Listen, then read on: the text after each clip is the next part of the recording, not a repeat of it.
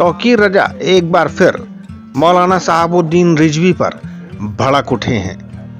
इतना भड़के हैं कि कह दिया है कि उसके होश ठिकाने पर ला दूंगा। शरीयत के खिलाफ है। कौन से उलमा है वो? कौन से उलमा है? और उसको आप लोग बरेलवी जो कहते हो, बहराइची है, उसे बहराइची कहा कीजिए। आप लोग बरेली को बदनाम करने का वो काम जितना कर रहा है उससे ज्यादा काम आप लोग कर रहे हैं। वो बहराइच का रहने वाला है, यहां आके रहने लगा है। ना मरकज से उसका कोई ताल्लुक है, ना बरेली से कोई ताल्लुक है। बरेली से उतना ही ताल्लुक है जितना बरेलियत में यकीन रखने वालों का ताल्लुक होता है। तो वो तमाम मुसलमानों का बरेलियत में यकीन है, तो किसी को बरेलवी कहना इसका मतलब ये कि वो बरेली वाला हो गया।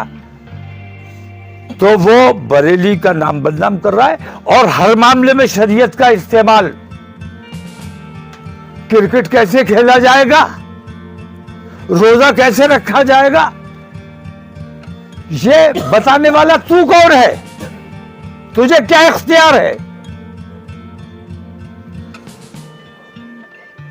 ये तरीका फौरन बंद कर दो। हम उन लोगों से बात करना चाहते हैं जो मुसलमानों के साथ खुली दुश्मनी कर रहे हैं। अगर दुश्मनों के साथ तू खड़ा होगा तो तेरा भी इलाज किया जाएगा। मौलाना तौकीर रजा यहीं नहीं रुके, उन्होंने साफ तौर पर ऐलान कर दिया है कि अगर किसी में हिम्मत है तो वो सड़क पर नमाज अदा करेंगे, वो रोक कर दिखा दे। तौकीर रजा के निशाने पर कोई और नहीं बल्कि संभल के सीओ अनुज चौधरी ही थे। संभल का माहौल ठीक करने जाना चाहता हूं। संभल में मैं आप लोगों से भी मुझे ये शिकायत है कि सीओ संभल ने ये कहा कि अच्छा वो बात सिर्फ संभल के लिए है, कानून व्यवस्था के लिए उन्होंने कहा भाई यहाँ का माहौल जरा तनावपूर्ण है, सड़क पे नमाज नहीं होगी। सड़क पे नमाज हमारी होती ही नहीं है। हमारी नमाज इमाम के पीछे होती है। अगर मस्जिद में जगह नहीं बची, हमें इमाम के पीछे नमाज पढ़नी है। अकेले नमाज नहीं पढ़ सकते, घर पे नमाज नहीं पढ़ सकते। ईद की और जुमे की नमाज मस्जिद में ही होगी और जमात के साथ ही होगी।